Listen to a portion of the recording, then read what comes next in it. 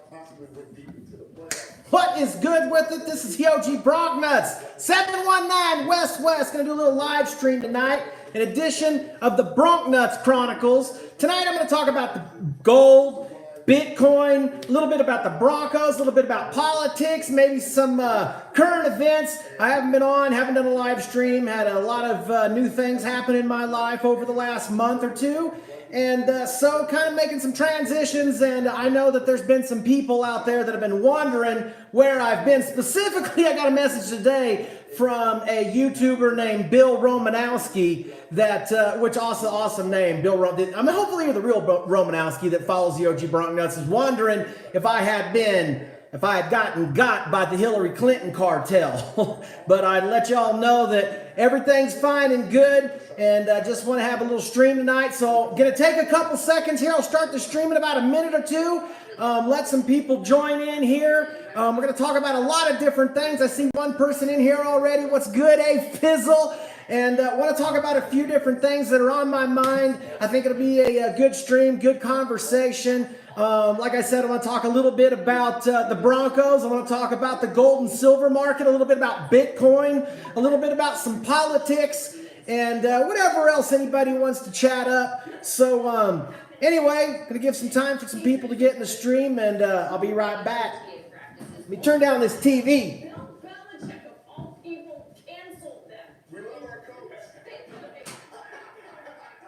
What's up? Live stream. The OG Brizzle Dizzle.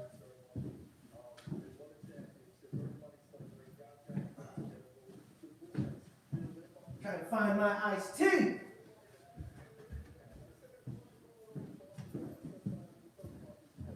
All right. Let me get situated here. Let me bring up on my my laptop, I'm going to bring up this stream so I can read everybody's comments. As you guys know, I usually do my live streams, if you watch me before, on an iPad. And the comments that you guys type in, they come through so fast, I can't even read them because it's so small. So I'm going to pull up the comment section on my computer here and just mute it so we don't get any feedback. So that way I'll at least be able to read what everybody's writing. Any feedback, so that way I'll at least be able to read. All right, hang on. What everybody's writing, any feedback, so that way I'll at least be able to read. All right, hang on. Speaking of feedback, all right, here we go. All right, we're muted. All right, so let's get to the stream. Let's start off. Obviously, I mean, this is the OG Broncnutz channel, so let's start off with the Broncos and the state of the Broncos. Now, I don't want anybody to think that because I haven't been doing streams that I haven't been paying attention, because I'm always paying attention. I'm always on my job, always on my game, evaluating what the Broncos are doing. Couple things that I really like, and I mean, look, let's be honest. It's just early. It's mini camp, right? It's not something to get too excited about, too high, too low. New guys, new teammates, new coaching. Everybody just trying to figure their way around the building and where you're supposed to park for all that matter. I mean, real training camp, the white meat, starts here in a few weeks. But things that I was really happy with, good takeaways for the Broncos during mini camp was the play, especially of our tight ends. Most of the beat writers and insiders were saying that we had not only, I mean, and Jake Butt wasn't really in this conversation, but he's still kind of been hurt and sidelined a little bit. But they said when he did get in there, I mean, he caught everything that threw to him. His hands are really sticky. But that Troy Fumangelli or whatever, that tight end that we got, I think in the second, third round from Wisconsin last year, who also got hurt, say he's really showing up and showing out. And we got two other tight ends that are really doing well in minicamp. Like to hear that Royce Freeman had a good minicamp. Didn't hear much about Phillip Lindsay. I don't think he's back yet. But some disappointments were definitely the quarterback situation. You know, they didn't have great things to say about Locke or Brett Ripien for that matter, or anybody for that matter. So, you know, I just, it's young. It's early. These guys are young. And there's a chance that, you know, they might have a slow start. But the reality is that the quarterback job is secure in Denver. We know Joe Flacco is going to be the starter. It doesn't really matter what Drew Lock does in minicamp or in the preseason. He's not ready for the big time yet. And I think we got a good enough defense that a guy like a guy like Flacco can probably do something in Denver as long as we got a running game, which I think we do, and we got a defensive line, which we've revamped. So those are the things that I really like. I really like about the Broncos situation right now. Hey, Fizzle mentioned here, how is Noah Fant doing? You know, they said he was doing really well in camp. They said had great things to say about all of our tight ends. What's up, Iron Man? Welcome to the stream. So the good thing is that, you know, probably the weakest position on our roster, there was 3 or 4 guys that, you know, the press went to make bullet points about that they thought were really excelling in minicamp. So again, I don't want to get too high, too low, because it's just not worth it at this point. There's a lot to be settled and be checked out. I am happy with the coaching staff. I think Rich Scangarello, I think his name, or Scangello, our offensive coordinator, I think, you know, he had some positive things to say about our young quarterback. And then I also like that, you know, Vic Fangio's living up to his word of what he said he was going to do when he got hired here, which was not let us die a death of inches, right? Because that's an important thing in the NFL. You can get away with some mistakes in high school for sure. And you can also get away with some mistakes in college. You can get away with even less mistakes at the elite college level like the SEC. And then when you get in the professional game, there's no chance you can get away with any mistakes. Your game has to be tight. Your game has to be perfect because it is a game of inches. And so I'm really happy that Coach Fangio is taking that stance and really paying attention to the details of what we're doing as a franchise, because I think a lot of that got overlooked by, what's his name, Vance Joseph, that yahoo that was here for the last couple years. What's up, Bronco? J Mac 3? Man, how have I been? I'll tell you what, man, I've been great. I mean, life right now for me is better than it's ever been in my entire life. I'm happier right now than I've ever been. I'm in a great spot. I've had some changes happen in my life in the last month.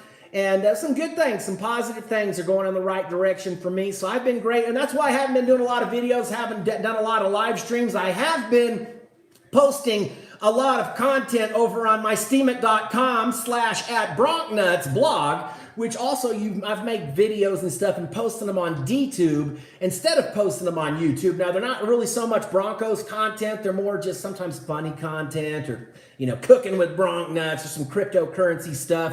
I don't do a lot of Broncos videos up there because my audience is completely different. But to tell you the truth, man, I'm kind of pissed off at YouTube. I mean, I really am. YouTube, Google, Facebook, Twitter, the whole censorship, people shadow banning channels. You know, I myself talk about some controversial politics and money things, which we're going to do tonight. So who knows, maybe this channel or maybe this stream will get banned before it's all said and done tonight. Who knows? But I just am upset that, you know, conglomerates and bureaucrats are trying to take control of our freedom of speech. And the only way to really combat that is to not use their platform.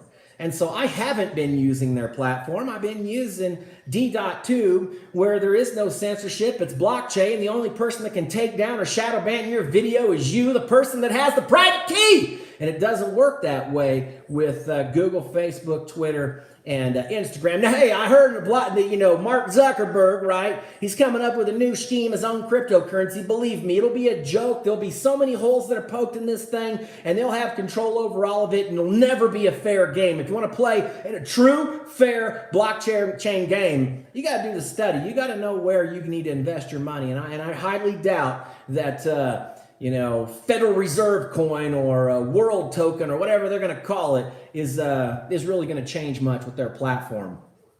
Hey, Fizzle says, screw Vance Joseph. He took a playoff contender and squandered it into a double-digit loss team. Well, I don't know if we were necessarily a playoff contender, but I do think that we were a better football team under Vance Joseph than what we were as a record. I mean, I do believe that, but, you know, look, I have to put a lot of those losses squarely on Vance's shoulders when I see players not getting out of the huddle. We're getting a lot of pre-snap penalties. I mean, that's coaching, that's discipline, right? And I think that's what Fangio is going to change the culture of the Broncos, and I think we got good things to look forward to. They're already talking about the Fangio state. stare where players are saying they can't put their finger on him, whether he's mad at him or happy with what they're doing. And so I think that's important to have at the NFL, because these guys are making a lot of money. Look in the pros, and even in college. I played college baseball. I had to go check the lineup card every single day just to see if my name was on it. And most of the time it always was, but I didn't have to do that in Little League or high school, because I knew my name was on that card. In the pros, you got to be fighting for your job every day. Everybody's trying to make that bread, and it's a lot of money.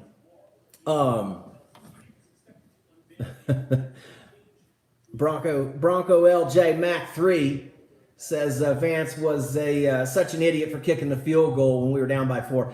He did a lot of idiot things. Let's just don't get it twisted. He did. I was so happy to see that guy go. What's up, Hart? Go. We are in the end times and getting wickeder and wickeder, or wickeder and wickeder. Okay. I don't know if we're in the end times or not. And let's just get into that. Look, I don't know if we're in the end times of mankind. I think that's something that nobody knows. Look, they say in the Bible that Jesus is going to return when he returns, and there will be no warning, and nobody will know when the Messiah is coming. So I don't know if we're in the end times, but what I do think we're close to, and definitely closer to the end, and we are the beginning, is the fall of the United States dollar. And that's why tonight I want to talk a little bit about gold, and I want to talk a little bit about Bitcoin. I want to talk about what people are doing to protect themselves from the dollar collapse that is inevitably going to happen, most likely in our lifetime at some point.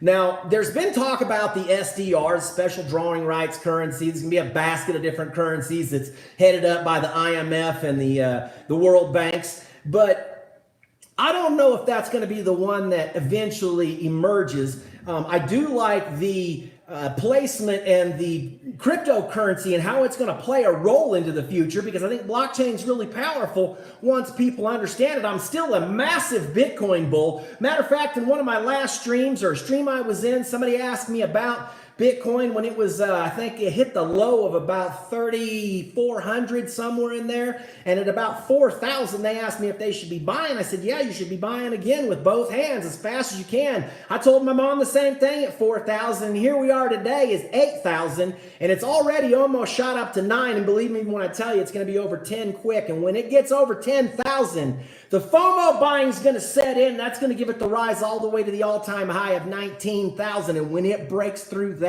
you better hang on to your bootstraps, sucker, because Bitcoin's going to the moon. And you heard it here first, and you've heard it here first. Every single time for the past 5 years, I've been right about Bitcoin the whole way. I told people to buy it when it was $8. I told them they hadn't missed the train when it was 100. I told them it was going to 1,000 for sure, and they laughed at me and called me Chicken Little. It took 10 months for that to happen. I told people it was going over 10,000. It's probably going over 100, and there's a chance that it can go for 1 million. And everybody laughs and says, how? Why? How can this happen? How can something non-tangible be $1 million? Well, you don't understand what a blockchain is and what a blockchain can do and how powerful something like cryptocurrency is. So I urge all of you to look into what cryptocurrency is. Don't take my word for it, even though I've been right the whole way, and I'm going to continue to be right. Believe me, I'm going to be right. I didn't understand it either. That's why I dove into it and researched it for 2 weeks before I even put $1 into it. And I still didn't understand it until about the 12th day. And once it dawned on me what was happening, what was going on, I went into full get Bitcoin mode. And all I've done is expand my cryptocurrency portfolio since then. That's why I do steemit.com. That's why I post on d.tube. Because there's no money to be made over on YouTube, right? Look at the people who got 500,000 viewers or 1 million viewers. They have contests of who can eat the hottest Cheetos or potato chips or beef jerky. It's lame bullshit stuff, and good content creators who are trying to expose the truth of what's happening in the world. YouTube, Google, Twitter, they're all suppressing it. They're all shadow banning. And that's a big reason why I've kind of just shied away from here. Look, I've never made a penny on YouTube. I never even tried. I don't even monetize my videos. If you see one of my videos monetized, it ain't because I did it. It's because I used the song, and the person who owned the rights to the song, they took the monetization over the video. But I know I'm not going to make any money here on YouTube. I'm happy there's a few followers in here tonight. I'm happy that people, during football season, just come to my channel to see what the heck I got to say. Right? I mean, I really am. I'm really thankful for it. I'm almost amused and amazed by it that people actually care what I think. Because half the time I don't even care what I think, but I'm just going to get on here. I like making videos. I like making people chuckle, laugh. I like mixing up with Chiefs fans. I like talking about some cryptocurrency, some gold, some politics, things that I'm interested in. Y'all know I'm in the medical marijuana business. And so, this is kind of an outlet for me just to talk to people who like my channel. That's all it is. Panthers God 23, what's happening, man? Did I move out of the Springs? No, I didn't actually. My girlfriend lives in Pueblo, and I'm down here. Was down here for her son's graduation party. Her son was actually the catcher on the 4A state championship baseball team. That's why this hat says state. I don't know if you can read that or not. Anyway, they just won the 4A state championship, so it came down for the graduation party, the baseball games, the whole thing.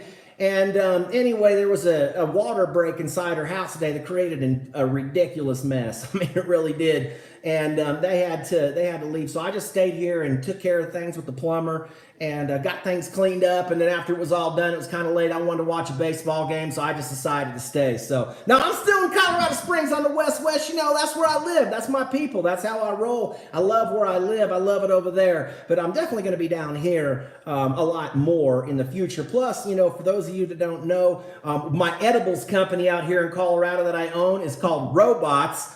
And you can look it up if you want to at www.robots.com. So it's spelled a little bit different. But we make a gummy product, infused gummies. But in Colorado Springs, where I live, it's only a medical license that you can have. And in Pueblo down here, you can get a medical and recreational license. So we're going to move the business down here eventually, actually pretty soon, so that we can expand our brand. And so, it kind of worked out good anyway, because I'm going to end up being in Pueblo a lot. And it's just about a 35, 40-minute drive, or 35, 40 miles from where I live on the southwest side of Colorado Springs. So works out perfect. But no, I didn't move. Am I a Rangers fan? We Philly high? No, man.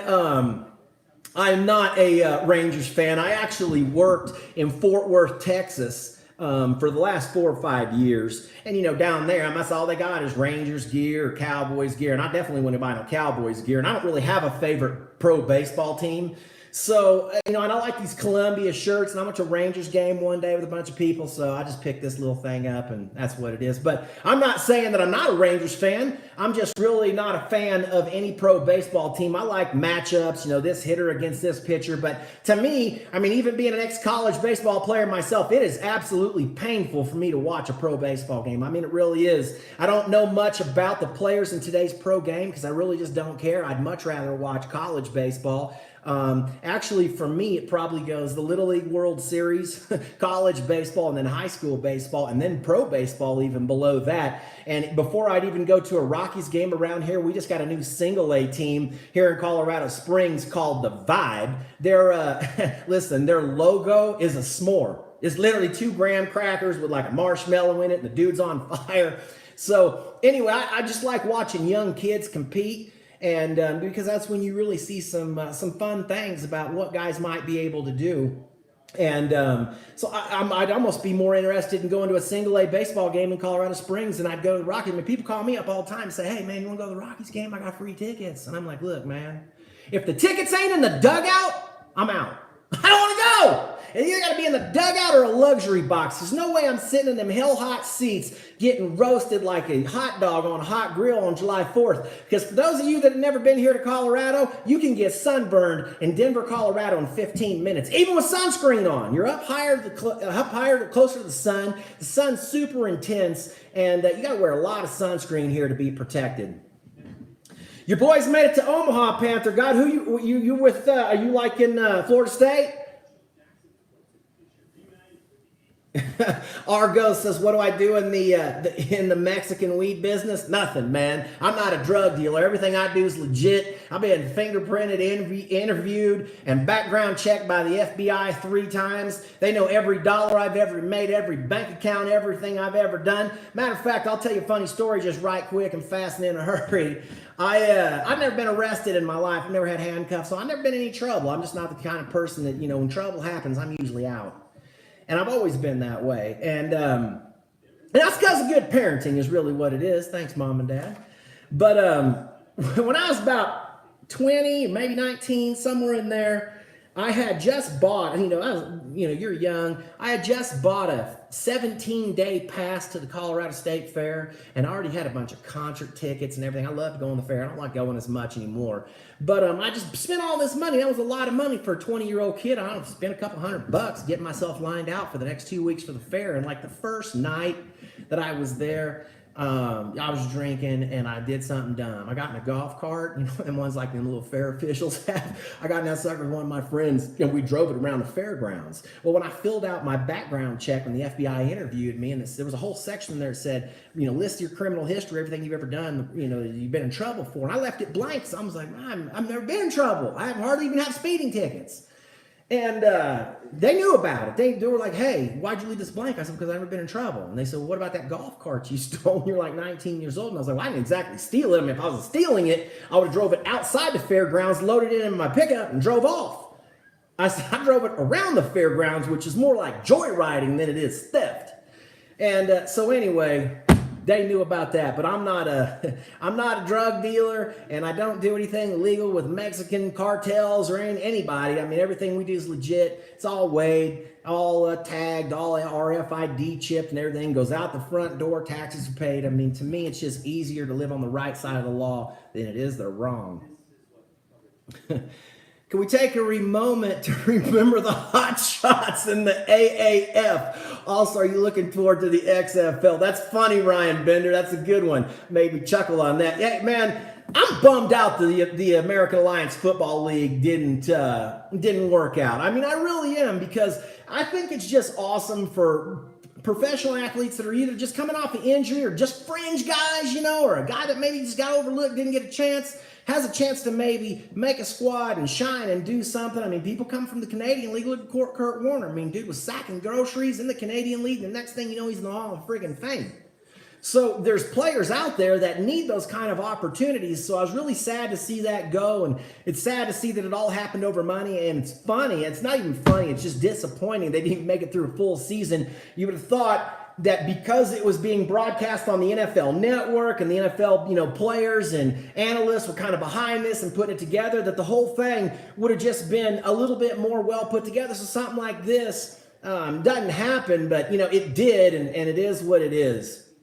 So, and then as far as me being looking forward to the XFL, I mean, I'm really not. I'm really not now, but look, I mean, I'm a football fan. I can watch the 2 worst teams in the NFL play on Monday Night Football and watch every snap ding to dong. Mainly because I'm playing FanDuel or, like I play fantasy football, so I'm watching players matchups, but I just like the game. I love football a lot more than I like any other sport. So I'm probably going to watch XFL games, although I'm not going to, look, I tried to get all in with the Alliance Football League, and I really wanted to root for a team and was hoping maybe they'd have some expansion and maybe put a AAA or one of those minor league teams in even Pueblo. We got a nice stadium down here that the University of Southern Colorado Pueblo plays at. And then we've got a place that we could maybe renovate in Colorado Springs and make nice for that type of environment. But it just didn't happen out, and so whatever. Golden State wins, huh? You like them? Well, I'm really, to tell you the truth, as far as pro sports, football's at the top. I would say right underneath that for me is probably baseball, and then underneath that, golf. Right underneath that, maybe NBA, basketball, NHL. I mean, I just don't enjoy pro sports that much other than football. And I don't really know why. I just don't. I kind of just lost interest in the pro baseball game. Just doesn't excite me. I mean, I watch the playoffs, I watch the World Series, but other than that, I don't watch a whole lot of pro sports other than football. And in football, look, I'm one of these guys. I know most of the players on every team. I know their personnel, the name of their coaches, their offensive coordinators. I mean, I know a lot about pro football, and that's kind of why I started this channel, because it's really what my interest is. The other thing I want to touch on tonight, just because of the title, you saw it, we're going to talk about the Broncos, Bitcoin, gold, some politics. Let's talk about gold. Anybody hear that Key Bank today they sent out a letter and said, if you're storing precious metals, gold, silver, right, bullion or collector's coins or foreign currency, that you're no longer allowed to store it in a safe deposit box in their bank. What? What the hell is a safe deposit box for if you can't store those valuable things in there?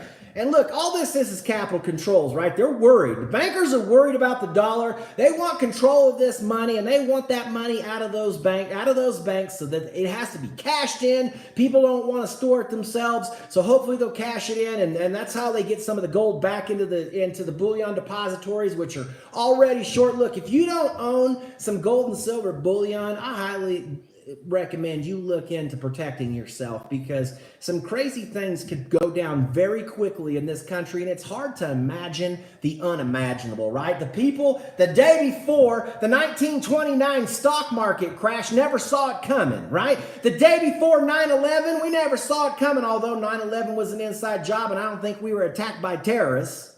But that's just me, and I'm sure a lot of you too. But you never see the unimaginable coming, right? Because it's so shock and awe that you're like, man, how did I miss this? Well, think to yourself, how do you miss a country that's $23 trillion in debt? And I said trillion. Do y'all understand what it would even take just in interest payments just to pay the note on that?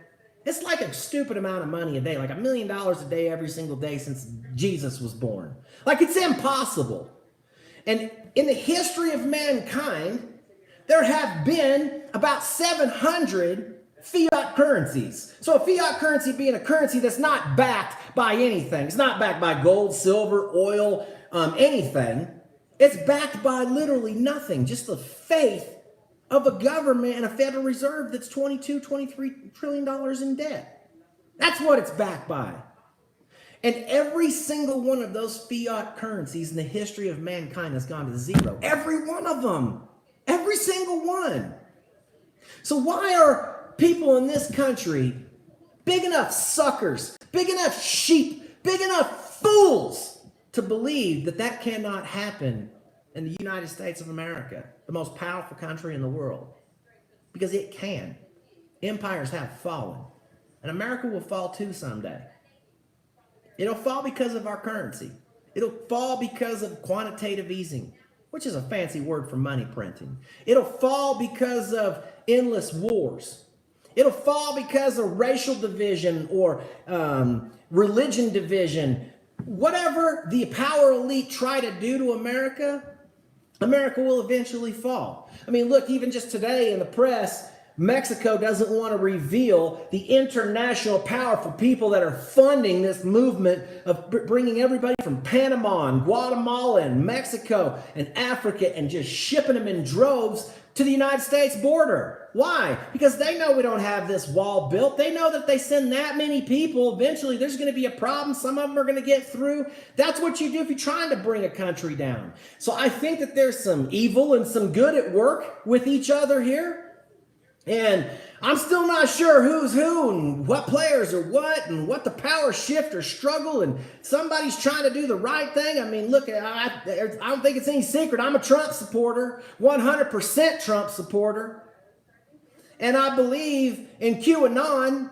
So I think things are coming, big things are coming, big changes are coming. But I don't know. I don't know if I'm right.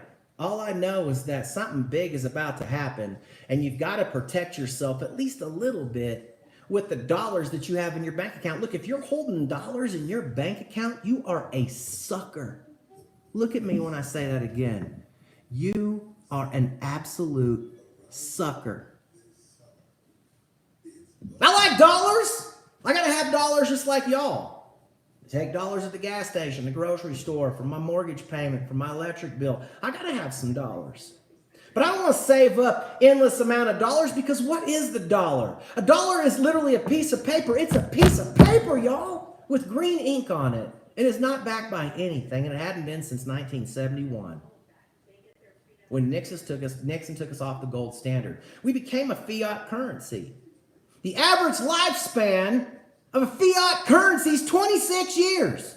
The longest one is gone, I think it's 50 years. That's the longest empire somebody's had with a currency that wasn't backed by anything. We're at the end. We're at the end here. Now, maybe we can extend it a little bit longer with high-frequency trading algorithms and the internet and fake news media. I mean, I think you can prolong things and make maybe this go-around of fiat currency go longer than any other one's ever gone before. But eventually, a Ponzi scheme, which is what the United States dollar is, will fall. It's a mathematical certainty, a certainty that every Ponzi scheme will fail, because they must fail. They have to fail, because they're not sustainable. And so I'm gambling that it is going to fail somewhere in my lifetime, and that's why I like going and moving some of assets, some of your wealth, into gold, into Bitcoin, into cryptocurrencies, right? Into what I believe is going to be the future of mankind and the future of money. So I don't know if Bitcoin will be digital gold. Maybe everybody says, oh, Bitcoin is terrible, it's slow, it's expensive, it's this. It is now. But with Lightning Network and stuff we haven't even dreamed about, that we don't even know about yet, that's going to come out, we'll always be able to make that blockchain faster. And maybe Bitcoin isn't what you use for daily commerce. Doesn't mean it won't be valuable. We don't use gold for daily commerce, and it's still worth $1,400 an ounce. But you ain't trying to buy cups of coffee with 1/20th of an ounce of gold, right? But it is a store of value, and I think cryptocurrency and Bitcoin is the same thing. David Santana says Bitcoin's going to 100K. 100 large, huh? Well, you know what? Here's the thing, David. I think you're right. I really do. I really think you're right. And it's easy to say. Well, it's not easy to say. It's easier to say that Bitcoin's going to 100K now that we've already seen it at 19. I mean, that's only a 5-bagger from there. But I told people Bitcoin was going to 100K when it was $8. I mean, see, what I had to do to get Bitcoin was jump through so many damn hoops that'd blow your mind. Set up a bank wire at the 7-Eleven, Western Union, go down there, put my ATM card, withdraw 500 cash, which was the most you could put in, flip to the Western Union page, put the 500 right back in, wire it to ZipZap in San Francisco, send it to BitInstant on the East Coast, who send it to Mt. Gox in Japan, and cross my fingers them suckers were going to be in my digital wallet when I got home. And they were. They were fake, right? Because Mt. Gox and all exchanges, whether it's Poloniex, Bittrex, Binance, all exchanges are dealing in derivatives. They don't have all the cryptocurrency they say they got. They don't.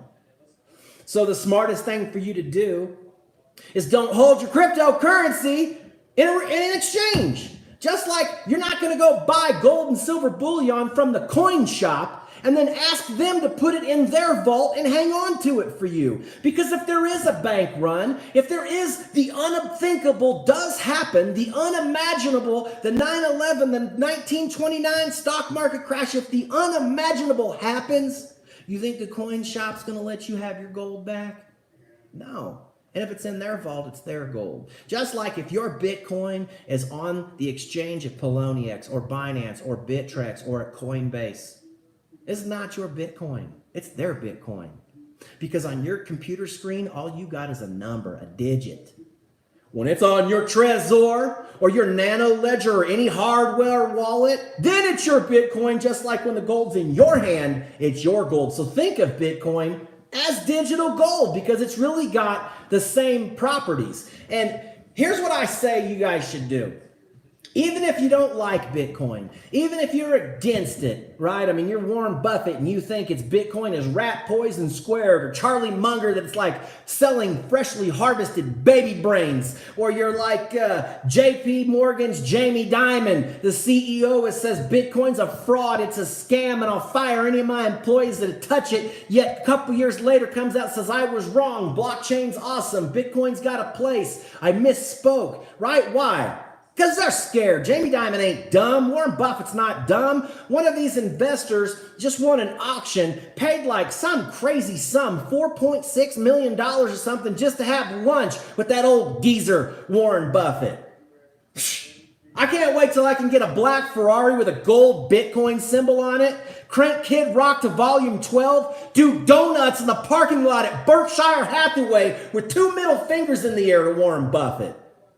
Warren Buffett missed all the technology stocks, and he's missed this one too because he's holding a bunch of dollars and he don't want anybody moving into any type of alternative currency because this is the currency he has stacked up. Makes sense, right? I mean, if you got a lot of one currency, you're a cheerleader for that currency, especially if you're one of the wealthiest billionaires, well connected to the cabal as Warren Buffett, Bill Gates, Charlie Munger, all those guys are.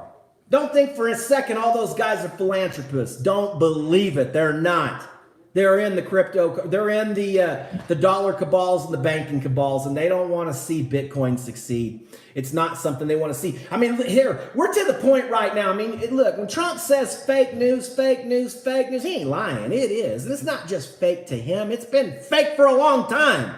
We just haven't had any president call anybody out on it because all of the presidents who've been president before Trump were supposed to be the president. They were supposed to win. Let's don't get it twisted and remember that Hillary Clinton was supposed to win the presidency, which is exactly why she got caught with that video after they announced Trump as the winner. She says, how did this happen? How impossible did this happen? Somebody better fix this or we're all gonna hang. That's her words. That's what she said. Why'd she say that? Because she was supposed to be president. The news stations told us it was a 98% surefire lock. How do you lose a surefire lock? So I think that there's some big changes that are about to happen. I think World War III has probably already started. And World War III is probably not going to get fought with nuclear weapons. I don't think anybody's that dumb. It's just all a bunch of fear-mongering and hocus pocus. Nobody really wants to die. Even powerful people in crazy countries like Kim Jong-un or whatever his name is in North Korea.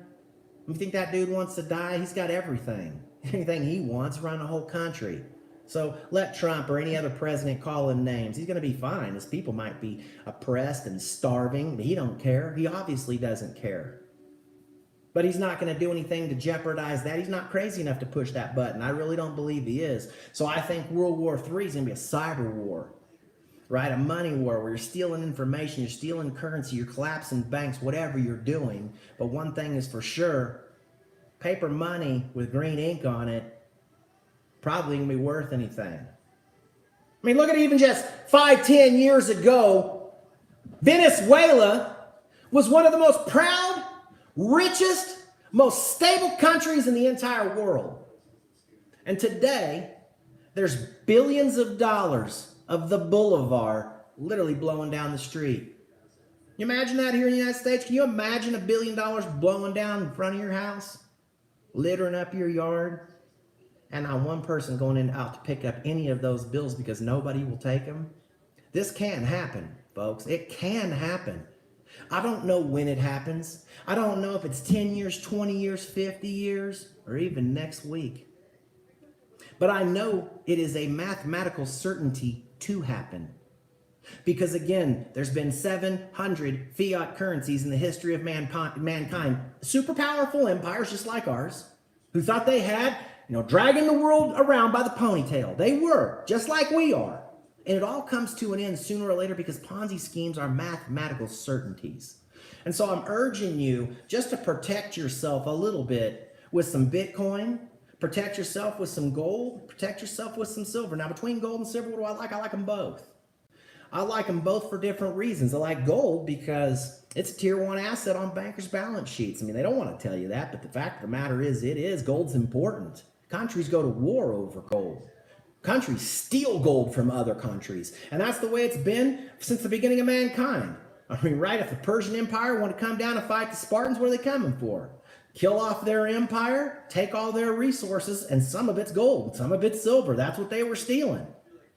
So all of that's been tranced down to the power elite over the course of time. That's never gone away. It's the golden rule. If you got the gold, you make the rules. But they don't want you to be spending gold. They want them to be owning gold. So whatever the bankers want to own, I also want to own that. Now, I like silver for a couple of different reasons. One, obvious one, it's coming out of the ground at 8 or 9 to 1, you momos, which means that, let me just break this down for you because it's amazing how many people don't understand that. When you dig for gold and you have moved millions of pounds of granite and earth to get to this gold that's so deep, it's so hard to find now. I mean, you used to be able to just walk in a creek and pick it up like nuggets. You could see me like, oh, there's one, there's another one, there's one. That's why it wasn't $1,400. But now you got to have more than just dynamite, more than just pickaxes and shovels, more than just a little simple sluice box. You got to have big equipment, get it in the middle of nowhere just to find a little bit of gold. And when you find 1 ounce of gold, you're going to roughly find on the average about 9 ounces of silver. So if it's coming out of the ground at 9 to 1, when you walk into a coin shop, you should be able to take 14 $100 bills and either buy 1 ounce of gold or buy 9 ounces of silver with the same $1,400. Except right now, you can walk into that same coin shop with your $1,400 and you can walk out with 1 ounce of gold. Or you can walk out with 90. That's right, 90 mint condition ounces of silver. So if you don't even have a high school education and you can barely do math other than multiply, subtract, add, and divide, you got to be smart enough to understand that if it's coming out of the ground at 9 to 1, but you can buy it at 91 to 1, that in itself is an unsustainable Ponzi scheme that will end. So take advantage of this opportunity and stack up some silver bullion. I mean, let's just get down to the white meat here. Let me just get down to the basics. Let me break it down for you, but in the OG Broncnutz West style. Imagine just the simplicity of this. You've all seen the shows where they go and they mine gold, they mine silver. They've got to get this heavy equipment in the middle of nowhere. Then they also have to have equipment in the middle of nowhere to fix that equipment when that equipment breaks, because it's going to happen, right? You're dealing with granite, stuff breaks. It costs so much to get it there. And then you've got all these high-powered, paid employees to run all this heavy machinery, all the workman's comp, overhead, diesel, fuel, everything you can think of, just to get a little bit of silver, just to get 1 single ounce out of the ground. Then you package it up, you give it to a courier service with a whole nother set of employees, with health care, with 401k plan, sick pay, vacation time, right? You package it up to that courier service and you send it to a smelting company who has a whole nother set of employees, right, that are really high priced, really high paid. It's a dangerous job. Then after they make the round, they give it back to another courier service with another set of employees, and they ship it to the Federal Reserve, all the fuel, everything being paid for again. Once it gets to the Federal Reserve, another set of employees touches it with the most expensive minting equipment known to mankind. Really high paid employees, government employees, to mint these tokens. It comes out gem mint quality, packaged, repackaged, and now sent to another courier service, sent to your coin shop. And the day that you walk in to the coin shop, who has overhead and another set of employees, by the way, that silver coin's only worth $15. Think about it. Everything I have on my body, except for maybe my underwear, but I don't know, my underwear are pretty fly. Everything I got on is more than $15, y'all. And it's all made out of cotton. It ain't worth nothing. Everything I got on is worth more than $15. But that one thing of silver, that 1 ounce, that comes from all the way across the world, that had to touch 6 different companies' hands, that's all it's worth. It's absolutely the cheapest possible asset you can buy on the face of the planet. Do yourself a favor and pick up a little bit. And everybody says, well, I want to know how much I need. I mean, how much silver do I need to buy? Well, here's a little simple equation that you can do. It's one I started with. And I think it's fair. You got to think to yourself, if for some reason, let's just say, God forbid, there is a collapse of the United States dollar someday. But if that happened, what does gold and silver look like priced in dollars? Well, to me, my number was 400. Silver's $15 right now. I think it was $400 if the dollar collapsed. I mean, you got to remember, there's $60, $70 trillion out there printed. So if the price is going to go to 400, all you got to do is add up your net worth, everything that you got, equity in your house, cars, your clothes, just rough. You don't have to get it all exact. Divide by 400, and that'll tell you how many ounces you need to buy to protect yourself in a dollar collapse scenario. I don't recommend putting all your eggs in one basket. Nobody will ever advise you to do that. So would I buy some gold, buy some silver? Yeah, for every ounce you buy of gold, buy 90 ounces of silver. I mean, it's a good hedge. For every one Bitcoin you buy, you know, I mean, look, Litecoin and Bitcoin are almost in the same situation as gold and silver. Litecoin has 82 million tokens in its algorithm, and Satoshi Nakamoto, when he wrote the Bitcoin white paper, limited it to 21 million, right? So Litecoin's being mined at exactly 4-to-1 to Bitcoin. Yet we have $8,000 Bitcoin. What's Litecoin at right now? $140, somewhere in there. So you can buy it way more than 4-to-1.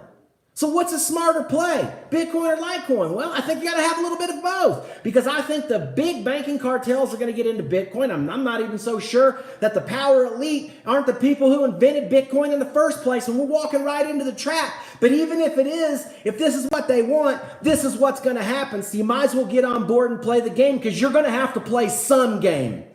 Whether it's the dollar, whether it's the stock market, no matter what, you're going to have to play some game. Everything in life's a gamble. So if Satoshi Nakamoto is not a benevolent person like me or you that understands economics and just hated banks, hates monetary policy, even if it really was Lord Rothschild of the Rothschild family, the Rockefellers, the people on the Federal Reserve, the Bank of International Settlements, the IMF, President Trump himself, I mean, who knows who wrote this thing? But even if it's any of those people, well, think about if it is one of those people, how high this currency is going to go eventually. It's going to go sky high.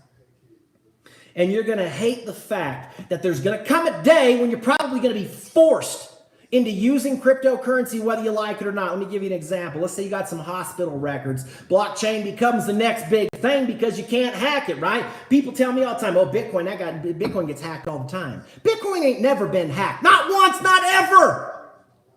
Exchanges have been hacked. People's computers have been hacked. But if you're a dumb momo to store your Bitcoin or your cryptocurrency on an exchange or keep the private keys somewhere on your computer, you deserve to get hacked. It's like leaving your gold in a vault outside that's unlocked with a sign on it that says open here for valuables. You deserve to get stolen from if you don't protect it.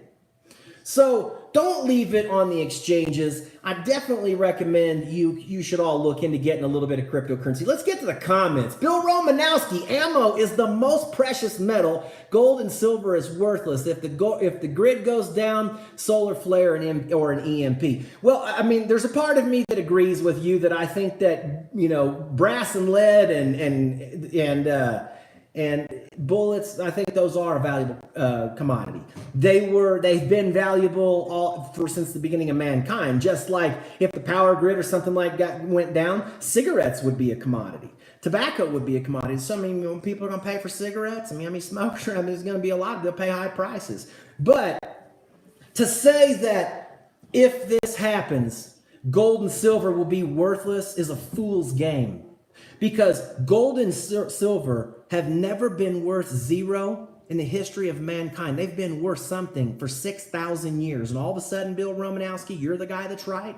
That it's going to be worthless? I don't believe it. I don't believe that it will be worthless. There's going to have to be some store of value. People are going to rush into hard assets, whether it's property, unimproved land, gold, Bitcoin, water rights, minerals. They're going to be trading their dollars for hard assets that are tangible, and all of them can be used as currency. There's going to need to be, you know, and look, in a whole apocalypse, hell on earth situation, yeah, I see that it's possible gold will be, you know, maybe diminished, but I don't think that that's going to happen.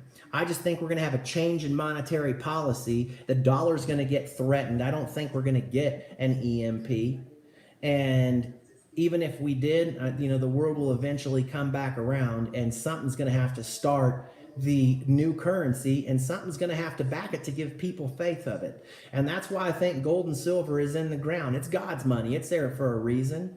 It's for the reset. It's something that we can all agree on. Look, if you live in Indonesia and you don't even speak English, and I hand you a piece of gold in your hand, you know exactly what it is when you look at it. When you see it, even if you don't speak, you know exactly what it is. Everybody knows what it is. And you know that it's worth something. You might not know how much an ounce is worth in your local currency, but you know it's not worth nothing to where you're just going to throw it on the ground and walk off. You're going to walk off with that gold coin in your hand because you know it has value to it. You cannot say that about any paper dollars. So anyway, that's what I'm saying. Hey, taxation is theft, Ryan Bender. You're right. Actually, the taxation used to be voluntary in the United States, and it was to help fund the war. But it's gone to a point now where, elite crypto cabals and, people that just want to do bad things and want to control the world, control humanity, control mankind, the new world order, the Illuminati, so to speak. Those people are so messed up in the head, sociopaths, that they're stealing from us, and they don't have any problem doing it, but it is theft. But what are you going to do about it? You going to not pay your taxes? You going to risk the IRS coming knocking on your door and hauling you off to jail, hauling you off to prison, missing your family? No. We're forced into this. Basically what we're living in today is legalized slavery. We're all slaves. We just ain't getting whipped, and they're making it so that we make enough money to where we can have a few nice things, but we can't have what they got, right? Because that's what taxation is. And I mean, good, there has to be some taxes. We've got to pay for roads, and we got to pay, it's got to be something. Everybody's got to contribute a little bit. We got to contribute something, but it's unfortunate that the trillions and billions of dollars that we're contributing is being misappropriated when it could go a whole lot further. And it's really just they're getting the power elite that are making our laws and oppressing us, making them rich and more powerful. So, I agree with you that taxation is theft, but it's something that I just don't think is going to go away. The Undertaker 937, what's up, Dashy? I see you in that Texas Rangers shirt. I'm a Reds fan. I know you're a Reds fan. I watch your videos. You want a Texas Ranger fan to show up and say something about me and how his team should beat mine. Well, listen, you didn't see the beginning of the stream, Dashy. I'm not really a Rangers fan, and I'm really a fan of pro baseball, although I like baseball. I bought this because I was working down there in Texas for the last few years, went to a game. I didn't have any Rangers gear. I was just going to a game, so I said, let me throw one of these on. So call me a bandwagon baseball fan if you want to. I'm fine with that because I am. I like the Rockies. I like the Royals. I like watching the Yankees. One of my good friends played for the Red Sox. My good buddy, or my roommate and teammate, where I played college baseball, his son just got drafted number 5 overall in the Major League Baseball draft. So, there's things that I'm going to follow about pro baseball, but I just have a hard time watching a whole pro baseball game. So I'm not a Rangers fan. There ain't going to be no trash talk here between the Rangers and the Reds, Dashy. You have to find somebody else.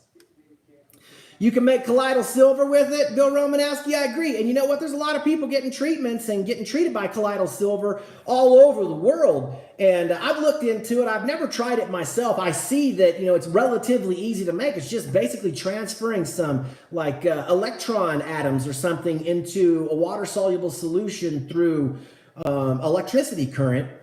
Doctors are prescribing this to people. I think that silver is the future of mankind. I mean, look.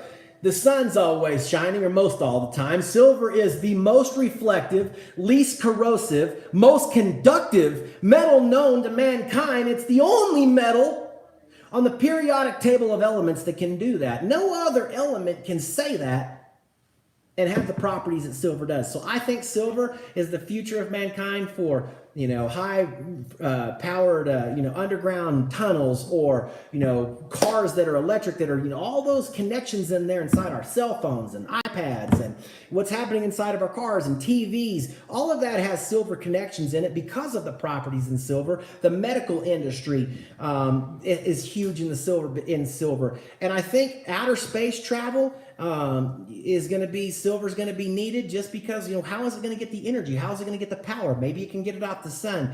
I just think silver is a metal that can make the future go more than gold can. And so, look, I've said just a little while ago, I recommend having a little bit of both, but look into it yourself.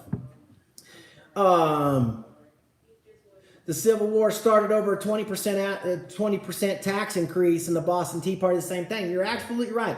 I mean, eventually citizens in the country will revolt. They'll rise up against the government. I mean, perfect example. You want to see it? You want to see what it could look like in America? Just turn on TV and watch what's happening in Venezuela. Actually, you probably can't even see that much of it on TV. You got to look at mainstream media, throw them to the trash because you're not even getting the truth anyway. You got to look on YouTube. You got to look on the internet. You got to do your own digging. You got to find some alternative media that will show you what it's like really on the street and what people are mad about and what they're doing to their governments, because you're not getting that story on the news. None of it is true. None of it's getting true. It's all being framed the way they want us to hear it. Because if you control the box, right, if you control that TV, you control the mindset of most Americans, because most Americans are just so dumbed down and believable and gullible to what the news media tells them. This is what keeps us in line. This is what keeps people from revolting and having a new Boston Tea Party or a new Civil War. I mean, this is essentially what we need. I mean, the people of this country are going to have to stand up against this government at some point, and if we don't, they're going to push us around forever until they build that grid around us and have their thumb on us forever. And then what we have is a really bad situation, because there is no freedom in a world like that. And that's what concerns me and worries me. I think that's not going to really be able to happen maybe in my lifetime, but I'm not selfish enough to just want that for me. I want that for the generations that come behind me, right? I got a little niece that's young. I don't want to have her to live in that kind of world, or her children to live in that kind of world. And it's up to us, it's our responsibility to fight back against that. And the best way you can fight back against bankers, this overspending, this quantitative easing, this taxation, this manipulation of our lives, the best way to fight that in your own little way is to not play in their game. Right? Don't play in the banker's game. And that's why I recommend you getting your money out of their system, out of the stock market, out of your bank account, out of your 401ks, out from underneath your mattress, and get a little bit of it into an alternative currency like cryptocurrency, maybe some of the big ones, Bitcoin, Litecoin, Ethereum. Some people like Steam. There's a lot of good stuff out there that you can put your money down on. Just do the research and figure out where you're going to put it, and try to make a good decision on what your prediction of the future is going to be. And then I'd also have a little bit in the hardcore precious metals, just like gold and silver. I'd stay away from platinum, rhodium, all of those things more than I would, gold and silver, because those have had a monetary value for 6,000 years. That's something that you can't ignore. And like I said, for people that just want to say, oh, the lights go out in EMP, gold and silver ain't going to be worth nothing, they'll be throwing it around the streets. Except it's never been that way for 6,000 years, but all of a sudden these people, they know exactly what's going to happen, right? I'd rather err on the side of caution. And if that's the case where it's not worth nothing, it'll be worth something to me. I'll put the silver to use. I'll melt it down and repurpose it into knives or forks. I'm definitely going to need that in a world collapse EMP situation, right? I mean, I might need some resources. At least I got some metal. I dang sure can't make anything out of cash, out of paper dollar bills. I can make nothing. So I'm playing more of the side that the world's not going to end. This is not the apocalypse, but our dollar could fall, and if it does, you need to be a little bit protected. Broncos are going to have to deal with AB and Perfect and the Raiders twice a season. Yeah, you're right, and AB's a handful. I don't care what team he's playing on. I mean, he's just a good player. He's an elite receiver. He's a hell of an athlete. Luckily, we got Chris Harris to lock up on him one-on-one. I mean, Harris is one of the best in the business. I don't think anybody can cover AB, not even Harris. I don't think anybody can cover him. I think he's that good. He's going to get his catches. He's going to do his thing. But, of course, we're going to bracket coverage him, and you just have to hope your defense plays well. Look, to me, the Raiders are still a long ways from being a solid football team. I'm not just going to say you got a new coach, a new general manager, you got a few players, some guys we even heard of in the draft that you took, and then all of a sudden you're going to win the AFC West. Chiefs are still the favorite in the AFC West, and the Raiders are going to battle it out probably for last place with us. Although I think the Broncos have just as good a chance to be better than the Raiders this year, because we are going to have a top 5 defense. We do have a running game, a revamped offensive line, and there's no doubt about it, Flacco's going to be better than Case was. So I don't think we can win the West, but who knows, man? The ball bounces funny in the NFL, and that's exactly why they play the games, because the best teams don't always win. Romanowski says Harris is going to be covering AB. Yeah, for sure. Be right back, Bronc. I know to go do a little something. All right. You're not calling me a bandwagon baseball fan, Dash. You're the Undertaker.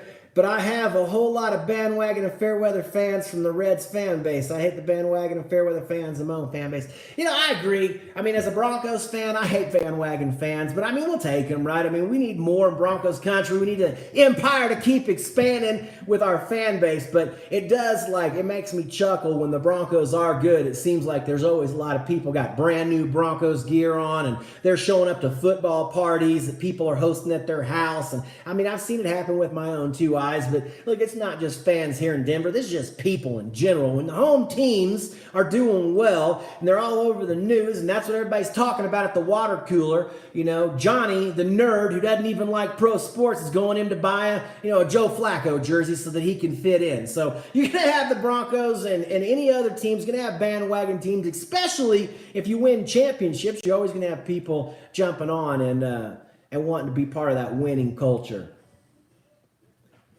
If Tyreek Hill plays, it's a joke, says Bill Romanowski. You know, look, I agree, man. This guy's been wrapped up in so much controversy, so many lies. I mean, there is the reports that came out that his girlfriend said, or a wife or fiance, that he kicked while she was pregnant or punched, said that she framed him. You know, I don't know what the whole story is, but what I do know is the kid's got a broken arm, and it happened somehow, and it happened from one of those parents. And Tyreek Hill's wife or fiance said that, look, he used to make his son hold his arms out like this and he'd punch him in the chest. The kid's only like 5 years old. And he said he was just trying to make a man out of him. Well, I mean, I get that there's a point when a father, you know, has to stand up and make a man out of his son, but it ain't 5 years old. 5 years old is when you take your kid swimming with water wings on. Sad. I hope he doesn't play either. For a couple of reasons. One, because I don't want to have to face him, and he's a Kansas City Chief. And you suck anyway, Chiefs! But I just don't like seeing that kind of stuff in pro sports or just athletes alone, because it just it's not good for the game. Bill Romanowski says, let's take the West back. Well, I'd love to take the West back, and believe me, I think the AFC West is going to be ours in the long haul. It all is going to rest on Drew Lock because, you know, look, we're going to need, I mean, Joe Flacco's a short-term, probably 2 or 3 year deal here. He's going to get 3 years left on his contract, so he plays maybe a couple years. We'll see how Lock progresses. We can cut the high price tag with Flacco, still get Lock under a second-round rookie contract, which, I mean, he's playing for practically free in the NFL as a quarterback if he's playing under those terms. So hopefully that happens, and then maybe even Brett Ripien emerges. I mean, he had a hell of a career at Boise State. I think he threw for like 3,200 yards, a ridiculous amount of touchdowns. Kid's got a pretty good arm. Played against D1 stiff competition, a perennial bowl, you know, team there in Boise State. So hopefully we've got a couple of young guys that we can, you know, get to duel it out, challenge Flacco for that starting job maybe down the road. Now, I will say this. If for some reason, like at week 8, the Broncos are 2-6 or even 3-5, I mean, I think that's a time when we just need to say, hey, let's just put one of these kids in and let's just roll with it, because obviously Flacco is not the quarterback we thought he was, but I think he is going to be. I mean, you look at him last year, he was having arguably his best season ever before he got hurt. And then Lamar Jackson came in, and, you know, he did pretty well. And I think they're going to regret that decision before it's all said and done, because I think Lamar Jackson's a hell of an athlete, but I don't think he's a hell of a quarterback. And I think eventually he's going to get exposed, just like all the great ones that are good athletes do. And I think it'll eventually happen. I think he had a good stroke of luck and a good run. And hopefully the kid proves me wrong, because he sure is fun to watch, but I just don't be able to see it to sustain it in Baltimore with Lamar Jackson. Tekken's my world. Yo, what up? Going to the Jags-Bronco game in week 4. You know, Tekken, I'm going to go to some Bronco games. I don't know which ones I'm going to go to yet. I usually go to like 2 or 3 a year. They're so dang expensive. To go to a game, 2 people, you're looking at about $600 just to get in the stadium and have a decent seat. And then you're 40 or 50 on top of that just to sit down or to park. And then if you want to mix in a beer and a couple of hot dogs, I mean, you're in the whole deal for $1,000 for a day of 4 hours, 5 hours of fun. So, you know, it's hard to go to a bunch of games. Thankfully, I got a few connections with some friends that have some season tickets that'll sell me tickets usually at face value, so I don't have to pay those high prices to go. So I'm going to definitely be at a few. Definitely the OG Broncnutz will be there chirping in the Chiefs here. Almost always I'm going to go to that game. And I do have a little tailgate barbecue. We'll do a live look in, or I'll do some videos in the parking lot, but that's going to definitely happen. Ryan Bender, as a mental exercise, if you were a Democrat, who would you vote for among the current Democrats running? You know, gosh, man, I can't vote for any. I really can't. I think Biden is creepy and crooked as they come. That Beto guy is so weird for me. Maybe the mayor, that guy. But I mean, I couldn't vote for Elizabeth Warren. I couldn't vote for Hillary Clinton. I couldn't vote for any of them. I mean, I just really couldn't. And I voted for some Democrats in my lifetime. I mean, I voted for Obama the second time because he fooled me the first time. So, I mean, I'm not, like I've said on my channel before, I'm not Republican, I'm not Democrat, I'm anti-government, I'm anti-establishment, I'm anti-corruption. I did vote for Trump because I do believe he's not one of those people, but I don't think he's a saint. I don't think he probably does everything that's great for the American people. I think there is an angle that he's playing. But I mean, look, that just comes with the territory of the Oval Office. I just don't see any way around it. Steel 58, hey brother, long time no see, man. I enjoy the videos you make, dude. You always crack me up. Your editing has gone top notch, right? I mean, A-grade editing. If you haven't seen Steel 58's channel, he has some funny stuff. I mean, I like his battles with A-Bomb. They're amusing to me, but I think he makes much better content, even about some other stuff. Does a lot of good stuff with video editing, and I mean, it's an entertaining channel. Check it out. Shane Mapes, Chris Harris will take AB on. I agree, Shane, because look, Chris Harris is one of the best in the business, and so is Antonio Brown. Chris Harris is going to get his picks just like Antonio Brown's going to get over the top and catch his touchdowns. I don't think you have a day where, you know, one of them dominates against the two because they're both perennial Pro Bowlers, but maybe it's a day where the Raiders just don't throw to that side of the field singled up, and they try to exploit things with, you know, some other guys they got on that roster.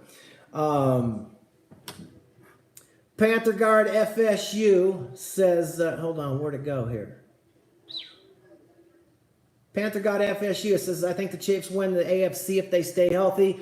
Man, I agree. I mean, I don't see anybody's going to take down the Chiefs right now. They're a polished team right now. And look, they got a window. Chiefs got a window to do something here. And every team goes through that. And sooner or later, you know, look, they're going to have to pay Mahomes. The amount of money Mahomes is going to get is going to be so dumb, so stupid, so laughable, so big that they won't be able to do that plus pay Tyreek. And eventually you're going to have Kelsey's contract come up from renewal. I mean, the salary cap's going to take a toll on the Chiefs because the Chiefs are going to have to pay Mahomes. And well-deserved. I mean, you're going to have to pay a guy like that. But it's going to be big money, and that means the Chiefs' window is right now. They got to win now because I think Mahomes will probably renegotiate his contract in year 4, which is next year, right? Or the year after, anyway. It's going to happen. Our defense is back, Shane. Yeah, I think you're right, man. I expect our defense in Denver to be top 5 in the NFL this year. I mean, I really do because we got a defensive-minded coach. I think Bradley Chubb's going to make a big step this year. I like some of the young defensive linemen we have. I think we've got some improvement, some young linebackers. I think the kid we got from to play corner from Houston is going to be a decent little player. Langley's going to end up being a good wide receiver. So it's going to be interesting to see. We got a young wide receiver room with Langley, and Emmanuel Sanders is supposed to be back healthy. Sutton, they said, had a great mini camp. Let's hope Deshaun Hamilton and some of those other youngsters that we have really keep continuing to mature and move forward, because that's really going to be a big key. The youth of this team, if Locke merges as our quarterback in the next couple of years with that developed group, I mean, for us to have some success. So we'll see. We'll see. Tech is my world says you're from Colorado now, so you should definitely go to the Week 4 game. Yeah, I mean, dude, I mean, you're a Jags fan, so I mean, I can't see how you can't go to the game. You pretty much have to go to the game if you're out here in Colorado. When'd you move out here? I didn't even know you moved out here. How about Tulsi Gabbard? Ryan says, I guess Tulsi Gabbard is the Democratic nominee. I'm not real familiar with who that is, Ryan. And I mean, I stay up on politics, war, money, governments, corruption. I mean, I spend 3-4 hours a day, every day of my life, just trying to understand what's really happening in the big picture in the world. Because look, there's a couple of things that I've learned over the course of my life. People that got rich, they got some money. Some of them, you know, had some cash to get started, but most of these people play the game of life better than the rest of us. And knowledge is power. So just researching and staying on top of things help you make decisions that'll help you get ahead. And that's what I want. I mean, I'm trying to protect the money that I've already made. So don't like a lot of government in your life, still 58? Neither do I. I mean, as far as I'm concerned, they could shut the whole damn government down, fire the president, just have everything and have a free-for-all, because I think mankind would eventually just gel together and we'd find a way, and I don't think we need these power elites to rule us. Sepsis Nails, what's up? What's cracking, the OG? Sev, I like that day when we met up at the game. That was fun. I've been watching some of your workouts you've been doing. You've been pumping iron. You're getting yoked out, boy, and some bets you've been making with Lazy Loke. I always been checking it out. I haven't been making a lot of videos, but I don't think I ain't been watching. Everybody that's here in this stream that makes videos, I watch them on the reg every single day. I'm always watching. Dashy or Undertaker, my plan for the upcoming presidential election is if he wins the Democratic primary party, then I'm going to vote for Joe Biden.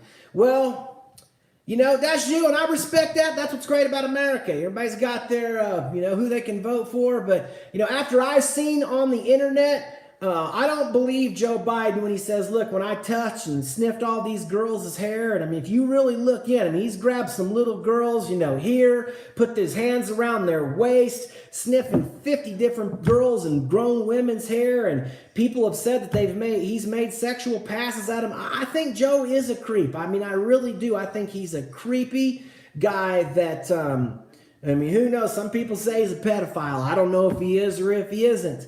But once I seen that, and I see that, how fake Joe Biden is, there's just no way I could give a vote to a guy like that. Look, I understand he's got a lot of people fooled. He's a good-looking, clean-cut dude from Scranton, New Jersey. Hard-working, blue-collar America, rode the train or the subway to work every single day for 10 or 15 years, just grinding it out for his family. But I don't think he's that guy anymore. I think he's corrupt, and there's no way that I could give a guy like Joe Biden my vote. Bill Romanowski says Sammy Watkins can be stopped and Kelsey can be limited. The Chargers are the West champs this year. I won't be surprised if the Chargers were the champs this year. I actually said the Chargers would be the champs the AFC West last year, but, the Chiefs fans laughed at me. The Chargers haven't done anything for decades and decades. How all of a sudden they just going to be the champs? The Chargers got a little bit of a window coming together there, too. I think they got two very talented wide receivers on the outside. Keenan Allen's one of the best in the business. I like Phillip Rivers' competitiveness, his grittiness, his will to win. I think Melvin Gordon's a good running back. I think they got a few things going on. Their defense got stronger in the draft. They got stronger last year. So look for the San Diego or the LA Chargers to be a definite force in the West. And I wouldn't be surprised to see them overtake the Chiefs. And it really depends on who the Chiefs have healthy. Look, losing Kareem Hunt, Chiefs fans wanted to blow it off like it wasn't a big deal. And it was a big deal. And I told you the day it happened, Kareem Hunt was the best player on the Chiefs team. He's the one that makes everything go. And the reason why is because he sells play action pass every single down. And him, Melvin Gordon, maybe Alvin Kamara, and maybe one other guy are the only dudes in the NFL that can beat you 70 on a wheel route deep. Not many backs can do that. So that adds a unique dynamic that Kareem Hunt brings to the table that no other back brings. You just don't replace a Pro Bowler and say, well, that guy doesn't play for us anymore and this guy does. That don't work. That don't work. This guy's a stud. And, look, he made a mistake and he made some bad decisions, and, hopefully he can get things straightened out, serve his punishment, and get back in the NFL and do some great things. But I think it's really going to hurt the Chiefs in the running game, and I don't think that the Chiefs have done anything to fix it. You think that Sherman Williams or Damian Williams, whatever that joker's name is, ain't no Kareem Hunt. So we'll see. Maybe the Chargers do win the whole thing. Tech is My World says Broncos are one of my sleeper teams going into 2019. Vic Fangio should be really bring this defense back. Hey, look, I agree. And if you think about it, that's the way we went in the last one. The best way to combat, we're just not going to go out and find a Patrick Mahomes. You're just not going to go find a polished Phillip Rivers. And I think Derek Carr's a good quarterback. I really do think Derek Carr's a good quarterback, and I expect Derek Carr to do some big things in Las Vegas when John Gruden really gets his teeth sunk into this, because I think Carr can play. It's hard to just go find a guy like that. And so the best way to combat that is to build a defense. It's cheaper to build a championship with defense than it is with offense, because the guys who get the ball and score the touchdowns, the ones that make the covers of the video games, Madden 19, 20, that's who makes it, right? And so when these guys are getting paid, I mean, they're getting paid big money and they're getting paid big salaries, the ones putting asses in the seats. So, defensive linemen aren't, they're getting paid a lot, but they're not getting paid with Kareem Hunt and Tyreek Hill and those types of players are getting paid. So I like us trying to rebuild the Denver Broncos with defense. Seb Cisneros, hey brother, I'm trying to tailgate a lot this year. Had a great time with you. Man, that was a fun day. It really was. It was a fun day, and I hope you do tailgate some this year, Seb. I'm going to be up in Denver at least a few times watching some games. I love going to games, so I'm going to definitely be up there checking it out. So we'll hook up for sure. I'll hit you on the hip. I got your digits.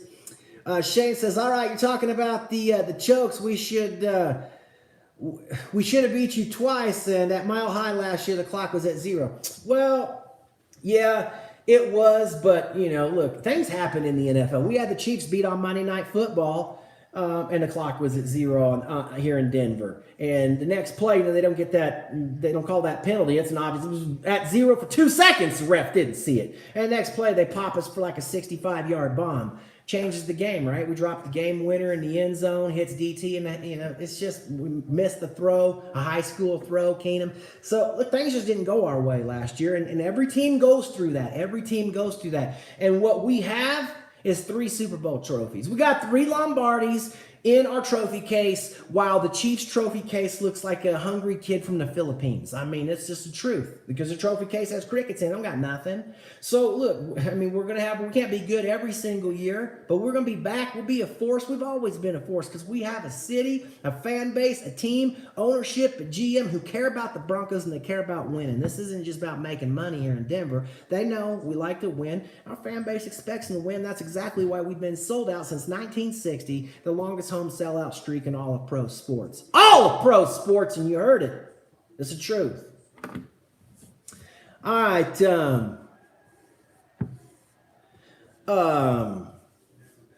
I think that's going to be a wrap for tonight's stream. Got about an hour and, 15 minutes or so here. I haven't made a live stream in a long time, and just wanted to get back on here because, Bill Romanowski was like, yo, did the Clinton cartel string you up? I mean, what's going on? Like, give us proof that you're breathing. And it gave me a good chuckle, man. And I've been thinking about it myself. I haven't been on here, haven't done many streams. When football season comes around, I'm going to be in full gear, right? The OG Broncnutz, the 50,000-watt blowtorch voice of the Denver Broncos, and the boss of the AFC West will be in the house. Bank on that and believe that. It's going to happen for sure. Thanks for everybody joining the stream tonight, checking out my channel. Like, subscribe, forward this stream, and thanks again for being here once again. I really appreciate the viewership. You guys are the ones I do it with, and I really appreciate the interaction. This is the OG Broncnutz, 719 West, checking out.